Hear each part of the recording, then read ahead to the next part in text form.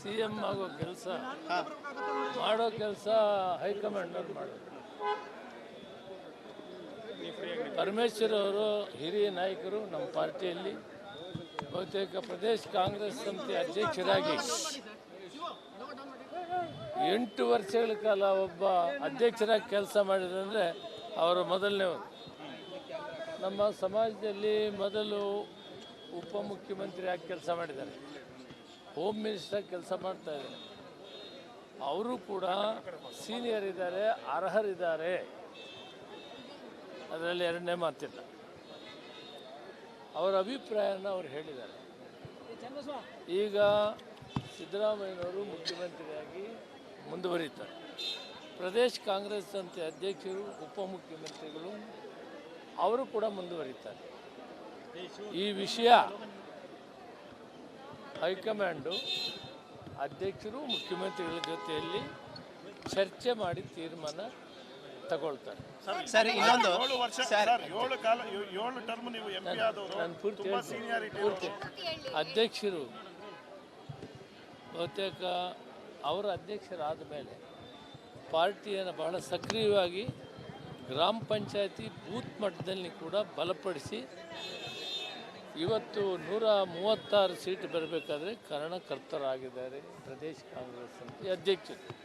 ಜೊತೆಯಲ್ಲಿ ಚಿತ್ರದುರ್ಗದಲ್ಲಿ ಐಕ್ಯತಾ ಸಮಾವೇಶವನ್ನು ಮಾಡಿ SC ST ಎಲ್ಲ ಮುಖಂಡರು, ಪರಮೇಶ್ವರ್ ಅವರಿದ್ದಾರೆ, ಜಾರಕಿಹೊಳಿ ಅವರಿದ್ದಾರೆ, ಸತೀಶ್ ಜಾರಕಿಹೊಳಿ, ನಾನಿದ್ದೀನಿ, ಮತ್ತು ಎಲ್ಲ ಮುಖಂಡರು, ಭೀಮಾ ನಾಯ್ಕ ಇದ್ದಾರೆ, ಪರಮೇಶ್ವರ್ ನಾಯ್ಕ ಇದ್ದಾರೆ, ಶಿವರಾಜ್ ಚಂಗಡ್ಕಿ ಇದ್ದಾರೆ, ಪ್ರಿಯಾಂಕಾ ಇದ್ದಾರೆ, ಮಹದೇವಪ್ಪನವರು ಇದ್ದಾರೆ.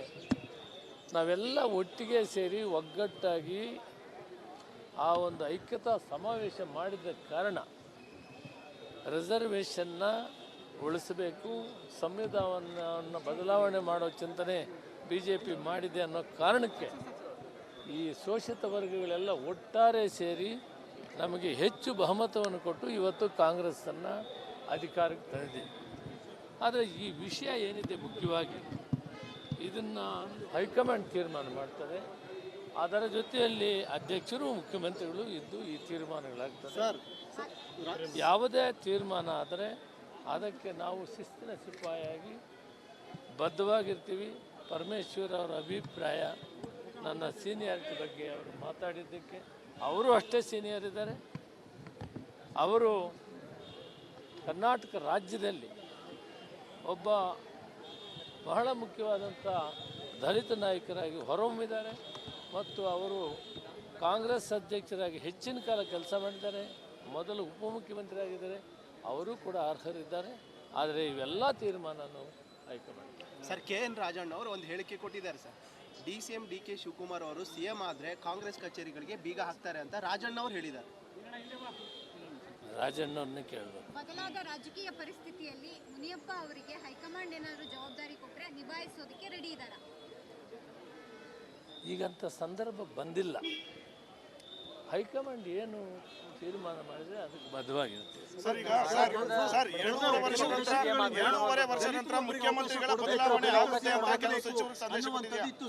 ಕಳೆದ ಕೆಲವು ದಶಕಗಳಿಂದಲೂ ಕೂಡ ದಲಿತ CM ಆಗಿಲ್ಲ ಅನ್ನುವಂಥ ಕೂಗಿತ್ತು.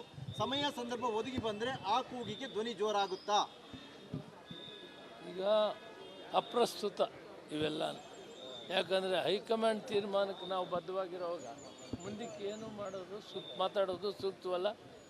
ನಿಮಗೆ ಧನ್ಯವಾದಗಳು, ನಮಸ್ಕಾರ. ಮುಖ್ಯಮಂತ್ರಿ ಬದಲಾವಣೆ ಬಗ್ಗೆ 2.5 ವರ್ಷ ನಂತರ ಮುಖ್ಯಮಂತ್ರಿ ಬದಲಾವಣೆ ಬಗ್ಗೆ ಸಚಿವರಿಗೆ ಮಾಹಿತಿ ಕೊಟ್ಟಿದ್ದ ಇಲ್ಲ, ಶಾಸಕರು ಮುಂಚೆನೆ ಒಂದು ಸಂದೇಶವನ್ನು ಹೈಕಮಾಂಡ್ ಕೊಟ್ಟಿದ್ದ ಸರ್? ಇಲ್ಲ, ಯಾವುದೂ ಕೂಡ ತೀರ್ಮಾನ ಆಗಿಲ್ಲ.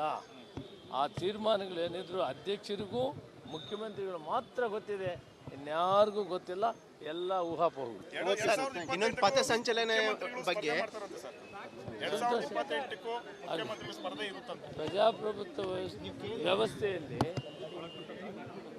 ಯಾರು ಅಭ್ಯರ್ಥಿಗಳಾಗಬೇಕು, ಯಾರು ಕಂಟೆಸ್ಟ್ ಮಾಡಬೇಕು ಅನ್ನೋದ್ರಲ್ಲಿ ಯಾರು ಕ್ವಶನ್ ಮಾಡೋದಿಲ್ಲ. ಎಲ್ಲರೂ ಅದೇ ಅಧಿಕಾರ ಇದು, ಎಲ್ಲರೂ ಕೂಡ ಅವರು ಕಂಟೆಸ್ಟ್ ಮಾಡ್ಬೋದು. ಕಂಟೆಸ್ಟ್ ಮಾಡೋದ್ರಲ್ಲಿ ಏನು ಮಾಡಬೇಕು ಅಂತ ಸರ್ ತಮ್ಮ ಸಮುದಾಯದ ನಾಯಕರು, ಸ್ವಾಮೀಜಿಗಳು ಎಲ್ಲರೂ ಕೂಡ ಮೊದಲಿಂದಲೂ ಕೂಡ ಡಿಮ್ಯಾಂಡ್ ಮಾಡ್ತಿದ್ದಾರೆ. ತಾವು ಯಾಕೆ ಸರ್ ಹಿಂದೆ ಸೇರಿತಾ ಇದ್ದೀರಿ? ಇಡೀ ಸಮುದಾಯ ನಿಮ್ಮ ಹಿಂದೆ ನಿಂತಿದೆಯಲ್ಲ. ನಾನು ಕಾಂಗ್ರೆಸ್ಸಿನ ಶಿಸ್ತಿನ ಸಿಪಾಯಿ. ಹೈಕಮಾಂಡ್ ಏನು ಹೇಳಿದ್ರೆ ಅದಕ್ಕೆ ಬದ್ಧವಾಗಿರ್ತೀನಿ. ಕೊನೆಯದಾಗಿ ಸರ್ RSS ವಿಚಾರದಲ್ಲಿ ಸ್ಟೇ ಕೊಟ್ಟಿದೆ ಸರ್ ರಾಜ್ಯ ಸರ್ಕಾರಕ್ಕೆ. ಕ್ಯಾಬಿನೆಟ್ ನಿರ್ಣಯ ಏನಾಗಿತ್ತು, ಖಾಸಗಿ ಸಂಘ ಸರ್ಕಾರಿ ಜಾಗದಲ್ಲಿ ಇದು ಮಾಡಕ್ಕೆ ಒಂದು ಆದೇಶ ಹೊರಡಿಸಿರಲ್ಲ, ಅದನ್ನು ನಮ್ಮ ಅಡ್ವೊಕೇಟ್ ಜನರಲ್ ನೋಡ್ತಾರೆ ಆ ವಿಷಯ. Okay sir. CM ಆಗೋ ಕೆಲಸ ಮಾಡೋ ಕೆಲಸ ಹೈಕಮಾಂಡ್ನವ್ರು ಮಾಡೋದು. ಪರಮೇಶ್ವರ್ ಅವರು ಹಿರಿಯ ನಾಯಕರು ನಮ್ಮ ಪಾರ್ಟಿಯಲ್ಲಿ. ಬಹುತೇಕ ಪ್ರದೇಶ ಕಾಂಗ್ರೆಸ್ ಸಮಿತಿ ಅಧ್ಯಕ್ಷರಾಗಿ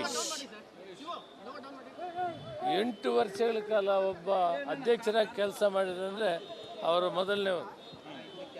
ನಮ್ಮ ಸಮಾಜದಲ್ಲಿ ಮೊದಲು ಉಪಮುಖ್ಯಮಂತ್ರಿಯಾಗಿ ಕೆಲಸ ಮಾಡಿದ್ದಾರೆ, ಹೋಮ್ ಮಿನಿಸ್ಟರ್ ಕೆಲಸ ಮಾಡ್ತಾ ಇದ್ದಾರೆ. ಅವರು ಕೂಡ ಸೀನಿಯರ್ ಇದ್ದಾರೆ, ಅರ್ಹರಿದ್ದಾರೆ, ಅದರಲ್ಲಿ ಎರಡನೇ ಮಾತಿಲ್ಲ. ಅವರ ಅಭಿಪ್ರಾಯನ ಅವ್ರು ಹೇಳಿದ್ದಾರೆ. ಈಗ ಸಿದ್ದರಾಮಯ್ಯನವರು ಮುಖ್ಯಮಂತ್ರಿಯಾಗಿ ಮುಂದುವರಿತಾರೆ. ಪ್ರದೇಶ ಕಾಂಗ್ರೆಸ್ ಸಮಿತಿ ಅಧ್ಯಕ್ಷರು, ಉಪಮುಖ್ಯಮಂತ್ರಿಗಳು ಅವರು ಕೂಡ ಮುಂದುವರಿತಾರೆ. ಈ ವಿಷಯ ಹೈಕಮಾಂಡು ಅಧ್ಯಕ್ಷರು ಮುಖ್ಯಮಂತ್ರಿಗಳ ಜೊತೆಯಲ್ಲಿ ಚರ್ಚೆ ಮಾಡಿ ತೀರ್ಮಾನ ತಗೊಳ್ತಾರೆ. ಸರ್ ಇನ್ನೊಂದು 7 ವರ್ಷ ಸರ್ 7 ಟರ್ಮ್ ನೀವು MP ಆದವರು, ನಾನು ಪೂರ್ತಿ ತುಂಬಾ ಸೀನಿಯಾರಿಟಿ ಅಧ್ಯಕ್ಷರು ಬಹುತೇಕ ಅವರ ಅಧ್ಯಕ್ಷರಾದ ಮೇಲೆ ಪಾರ್ಟಿಯನ್ನು ಬಹಳ ಸಕ್ರಿಯವಾಗಿ ಗ್ರಾಮ ಪಂಚಾಯತಿ ಬೂತ್ ಮಟ್ಟದಲ್ಲಿ ಕೂಡ ಬಲಪಡಿಸಿ ಇವತ್ತು 136 ಸೀಟ್ ಬರಬೇಕಾದ್ರೆ ಕಾರಣಕರ್ತರಾಗಿದ್ದಾರೆ ಪ್ರದೇಶ ಕಾಂಗ್ರೆಸ್ ಸಮಿತಿ ಅಧ್ಯಕ್ಷರು. ಜೊತೆಯಲ್ಲಿ ಚಿತ್ರದುರ್ಗದಲ್ಲಿ ಐಕ್ಯತಾ ಸಮಾವೇಶವನ್ನು ಮಾಡಿ SC ST ಎಲ್ಲ ಮುಖಂಡರು, ಪರಮೇಶ್ವರ್ ಅವರಿದ್ದಾರೆ, ಜಾರಕಿಹೊಳಿ ಅವರಿದ್ದಾರೆ, ಸತೀಶ್ ಜಾರಕಿಹೊಳಿ, ನಾನಿದ್ದೀನಿ, ಮತ್ತು ಎಲ್ಲ ಮುಖಂಡರು, ಭೀಮಾ ನಾಯ್ಕ ಇದ್ದಾರೆ, ಪರಮೇಶ್ವರ್ ನಾಯ್ಕ ಇದ್ದಾರೆ, ಶಿವರಾಜ್ ಚಂಗಡ್ಕಿ ಇದ್ದಾರೆ, ಪ್ರಿಯಾಂಕಾ ಇದ್ದಾರೆ, ಮಹದೇವಪ್ಪನವರು ಇದ್ದಾರೆ. ನಾವೆಲ್ಲ ಒಟ್ಟಿಗೆ ಸೇರಿ ಒಗ್ಗಟ್ಟಾಗಿ ಆ ಒಂದು ಐಕ್ಯತಾ ಸಮಾವೇಶ ಮಾಡಿದ ಕಾರಣ ರಿಸರ್ವೇಷನ್ನ ಉಳಿಸಬೇಕು, ಸಂವಿಧಾನವನ್ನು ಬದಲಾವಣೆ ಮಾಡೋ ಚಿಂತನೆ BJP ಮಾಡಿದೆ ಅನ್ನೋ ಕಾರಣಕ್ಕೆ ಈ ಶೋಷಿತ ವರ್ಗಗಳೆಲ್ಲ ಒಟ್ಟಾರೆ ಸೇರಿ ನಮಗೆ ಹೆಚ್ಚು ಬಹುಮತವನ್ನು ಕೊಟ್ಟು ಇವತ್ತು ಕಾಂಗ್ರೆಸ್ಸನ್ನು ಅಧಿಕಾರಕ್ಕೆ ತಂದಿದೆ. ಆದರೆ ಈ ವಿಷಯ ಏನಿದೆ ಮುಖ್ಯವಾಗಿ ಇದನ್ನು ಹೈಕಮಾಂಡ್ ತೀರ್ಮಾನ ಮಾಡ್ತದೆ. ಅದರ ಜೊತೆಯಲ್ಲಿ ಅಧ್ಯಕ್ಷರು ಮುಖ್ಯಮಂತ್ರಿಗಳು ಇದ್ದು ಈ ತೀರ್ಮಾನಗಳಾಗ್ತದೆ. ಯಾವುದೇ ತೀರ್ಮಾನ ಆದರೆ ಅದಕ್ಕೆ ನಾವು ಶಿಸ್ತಿನ ಸಿಪಾಯಿಯಾಗಿ ಬದ್ಧವಾಗಿರ್ತೀವಿ. ಪರಮೇಶ್ವರ್ ಅವರ ಅಭಿಪ್ರಾಯ, ನನ್ನ ಸೀನಿಯಾರಿಟಿ ಬಗ್ಗೆ ಅವರು ಮಾತಾಡಿದ್ದಕ್ಕೆ, ಅವರು ಅಷ್ಟೇ ಸೀನಿಯರ್ ಇದ್ದಾರೆ. ಅವರು ಕರ್ನಾಟಕ ರಾಜ್ಯದಲ್ಲಿ ಒಬ್ಬ ಬಹಳ ಮುಖ್ಯವಾದಂಥ ದಲಿತ ನಾಯಕರಾಗಿ ಹೊರಹೊಮ್ಮಿದ್ದಾರೆ ಮತ್ತು ಅವರು ಕಾಂಗ್ರೆಸ್ ಅಧ್ಯಕ್ಷರಾಗಿ ಹೆಚ್ಚಿನ ಕಾಲ ಕೆಲಸ ಮಾಡಿದ್ದಾರೆ. ಮೊದಲು ಉಪಮುಖ್ಯಮಂತ್ರಿ ಅವರು ಕೂಡ ಅರ್ಹರಿದ್ದಾರೆ. ಆದರೆ ಇವೆಲ್ಲ ತೀರ್ಮಾನನೂ ಹೈಕಮಾಂಡ್. ಸರ್ KN ರಾಜಣ್ಣ ಅವರು ಒಂದು ಹೇಳಿಕೆ ಕೊಟ್ಟಿದ್ದಾರೆ ಸರ್. DCM DK ಶಿವಕುಮಾರ್ ಅವರು CM ಆದರೆ ಕಾಂಗ್ರೆಸ್ ಕಚೇರಿಗಳಿಗೆ ಬೀಗ ಹಾಕ್ತಾರೆ ಅಂತ ರಾಜಣ್ಣ ಅವರು ಹೇಳಿದ್ದಾರೆ. ರಾಜಣ್ಣವ್ರನ್ನೇ ಕೇಳಬೇಕು. ಬದಲಾದ ರಾಜಕೀಯ ಪರಿಸ್ಥಿತಿಯಲ್ಲಿ ಮುನಿಯಪ್ಪ ಅವರಿಗೆ ಹೈಕಮಾಂಡ್ ಏನಾದರೂ ಜವಾಬ್ದಾರಿ ಕೊಟ್ಟರೆ ನಿಭಾಯಿಸೋದಕ್ಕೆ ರೆಡಿ ಇದ್ದಾರಾ? ಈಗಂಥ ಸಂದರ್ಭ ಬಂದಿಲ್ಲ. ಹೈಕಮಾಂಡ್ ಏನು ತೀರ್ಮಾನ ಮಾಡಿದರೆ ಅದಕ್ಕೆ ಬದ್ಧವಾಗಿರುತ್ತೆ. ಸರ್ ಈಗ ಸರ್ 2.5 ವರ್ಷ ನಂತರ ಮುಖ್ಯಮಂತ್ರಿಗಳ ಬದಲಾವಣೆ ಆಗುತ್ತೆ ಅಂತ ಕೆಲವು ಸಚಿವರು ಸಂದೇಶ ಇತ್ತು ಸರ್. ಕಳೆದ ಕೆಲವು ದಶಕಗಳಿಂದಲೂ ಕೂಡ ದಲಿತ CM ಆಗಿಲ್ಲ ಅನ್ನುವಂಥ ಕೂಗಿತ್ತು. ಸಮಯ ಸಂದರ್ಭ ಒದಗಿ ಬಂದ್ರೆ ಆ ಕೂಗಿಗೆ ಧ್ವನಿ ಜೋರಾಗುತ್ತಾ? ಈಗ ಅಪ್ರಸ್ತುತ ಇವೆಲ್ಲ. ಯಾಕಂದರೆ ಹೈಕಮಾಂಡ್ ತೀರ್ಮಾನಕ್ಕೆ ನಾವು ಬದ್ಧವಾಗಿರೋವಾಗ ಮುಂದಕ್ಕೆ ಏನು ಮಾಡೋದು ಮಾತಾಡೋದು ಸೂಕ್ತವಲ್ಲ. ನಿಮಗೆ ಧನ್ಯವಾದಗಳು, ನಮಸ್ಕಾರ. ಸರ್ ಆಮೇಲೆ ಸರ್ ಈಗ ಸರ್ ಮುಖ್ಯಮಂತ್ರಿ ಬದಲಾವಣೆ ಬಗ್ಗೆ 2.5 ವರ್ಷ ನಂತರ ಮುಖ್ಯಮಂತ್ರಿ ಬದಲಾವಣೆ ಬಗ್ಗೆ ಸಚಿವರಿಗೆ ಮಾಹಿತಿ ಕೊಟ್ಟಿದ್ದ ಇಲ್ಲ ಶಾಸಕರು ಮುಂಚೆನೆ ಒಂದು ಸಂದೇಶವನ್ನು ಹೈಕಮಾಂಡ್ ಕೊಟ್ಟಿದ್ದ ಸರ್? ಇಲ್ಲ, ಯಾವುದೂ ಕೂಡ ತೀರ್ಮಾನ ಆಗಿಲ್ಲ.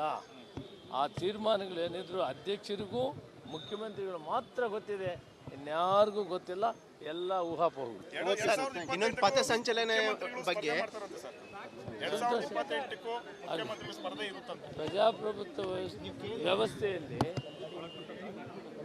ಯಾರು ಅಭ್ಯರ್ಥಿಗಳಾಗಬೇಕು, ಯಾರು ಕಂಟೆಸ್ಟ್ ಮಾಡಬೇಕು ಅನ್ನೋದ್ರಲ್ಲಿ ಯಾರು ಕ್ವಶನ್ ಮಾಡೋಂಗಿಲ್ಲ. ಎಲ್ಲರೂ ಅದೇ ಅಧಿಕಾರ ಇದು, ಎಲ್ಲರೂ ಕೂಡ ಅವರು ಕಂಟೆಸ್ಟ್ ಮಾಡ್ಬೋದು. ಕಂಟೆಸ್ಟ್ ಮಾಡೋದ್ರಲ್ಲಿ ಏನು ಅಭ್ಯರ್ಥಿ. ಆಮೇಲೆ ತಾವು ಸಿಎಂ ಆಗಬೇಕು ಅಂತ ಸರ್ ತಮ್ಮ ಸಮುದಾಯದ ನಾಯಕರು, ಸ್ವಾಮೀಜಿಗಳು ಎಲ್ಲರೂ ಕೂಡ ಮೊದಲಿಂದಲೂ ಕೂಡ ಡಿಮ್ಯಾಂಡ್ ಮಾಡ್ತಿದ್ದಾರೆ. ತಾವು ಯಾಕೆ ಸರ್ ಹಿಂದೆ ಸೇರಿತಾ ಇದ್ದೀರಿ? ಇಡೀ ಸಮುದಾಯ ನಿಮ್ಮ ಹಿಂದೆ ನಿಂತಿದೆಯಲ್ಲ. ನಾನು ಕಾಂಗ್ರೆಸ್ಸಿನ ಶಿಸ್ತಿನ ಸಿಪಾಯಿ. ಹೈಕಮಾಂಡ್ ಏನು ಹೇಳಿದ್ರೆ ಅದಕ್ಕೆ ಬದ್ಧವಾಗಿರ್ತೀನಿ. ಕೊನೆಯದಾಗಿ ಸರ್ RSS ವಿಚಾರದ ಸ್ಟೇ ಕೊಟ್ಟಿದೆ ಸರ್ ರಾಜ್ಯ ಸರ್ಕಾರಕ್ಕೆ. ಕ್ಯಾಬಿನೆಟ್ ನಿರ್ಣಯ ಏನಾಗಿತ್ತು, ಖಾಸಗಿ ಸಂಘ ಸರ್ಕಾರಿ ಜಾಗದಲ್ಲಿ ಇದು ಮಾಡಕ್ಕೆ ಒಂದು ಆದೇಶ ಹೊರಡಿಸಿರಲ್ಲ, ಅದನ್ನು ನಮ್ಮ ಅಡ್ವೊಕೇಟ್ ಜನರಲ್ ನೋಡ್ತಾರೆ ಆ ವಿಷಯ. Okay sir.